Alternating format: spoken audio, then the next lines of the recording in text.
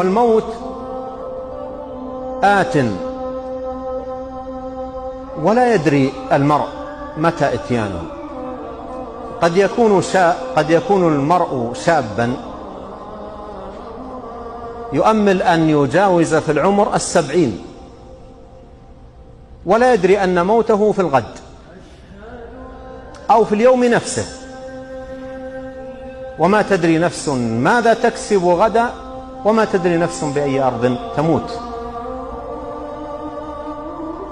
فلا يغتر شاب بشبابه، ولا صحيح بصحته، ولا قوي بقوته، بل ينبغي أن يذكر نفسه بالموت وما بعده ليعد لما بعد الموت العدة.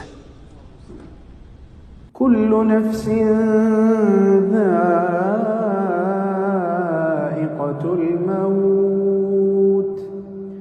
وإنما توفون أجوركم يوم القيامة، فمن زحزح عن النار وأدخل الجنة فقد فاز.